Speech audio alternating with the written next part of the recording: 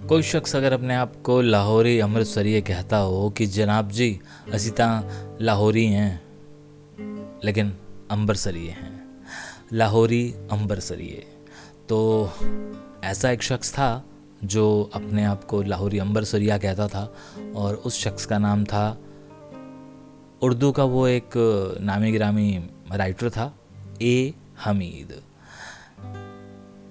एमनाबाद क्षेत्र में रहने वाले ए हमीद ने बताया था कि उसका परिवार मूल रूप से कश्मीरी था, हालांकि 2-3 पीढ़ी पहले वे लोग पूरी तरह से अमृतसरी संस्कृति का हिस्सा बन चुके थे। हमीद का जन्म 1928 में मोहल्ला कटियाला सिंह में हुआ था। उसका कहना था कि सिख नेता मास्टर तारा सिंह के चर्चित और कंट्रोवर्शियल बयान के पहले अमृतसर में कोई दंगा नहीं हुआ था। हालांकि दिलों में दरारों का सिलसिला शुरू हो चुका था। चौक पर आगदास की हिंसक घटनाओं में हिंदू लोग ज़्यादा शामिल नहीं थे।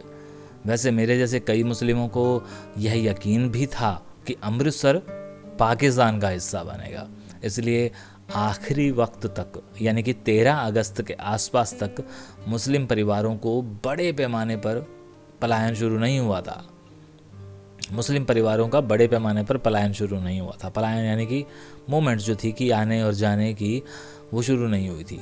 लाहौर से भी कुछ मुस्लिम नेताओं ने अमृतसर आकर हमें प्रेरित किया था कि हम लोग वहीं पर बने रहें और अमृतसर को पाकिस्तान में रखे जाने की मांग कर जोर देते रहें, मगर जब बात नहीं बनी तो हमें धीरे धीरे वहाँ से निकलना पड़ा।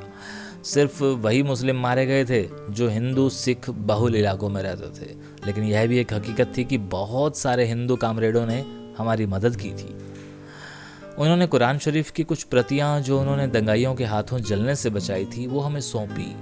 वे कुछ ऐसी मुस्लिम लड़कियों को भी हमारे पास ले आए थे उन्होंने कुछ दंगाइयों से बचाया था।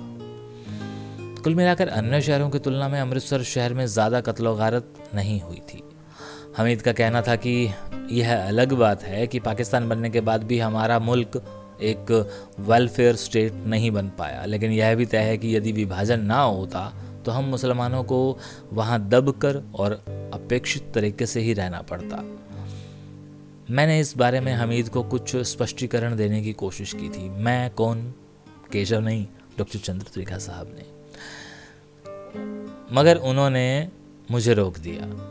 अरे छोड़ो त्रिखा साहब इन दलीलों को, दलीलें कभी ख़त्म होती हैं क्या? हमीद को अपनी समकालीन गैर मुस्लिम लेखकों से भी शिकायत थी।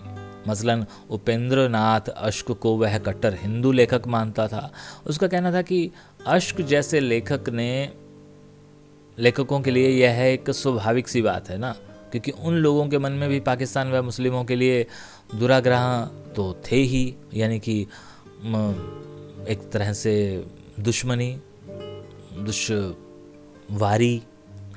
तो ये आर्टिकल भी मुझे प्राप्त हुआ डॉक्टर चंद्र त्रिखा साहब का, और बड़े सारे आर्टिकल मैं पढ़ चुका हूँ। मैं बार बार हर वीडियो के एंड में ये बात कहता हूँ, और मुझे ये भी पता है कि इन वीडियोस को आप लोग नहीं देखते हैं, लेकिन आपके और हमारे बाद लोग इन्हें देखेंगे। जब हम नहीं होंगे तो हमारे कदमों के निशान ये वीडियो ही बनेंगे।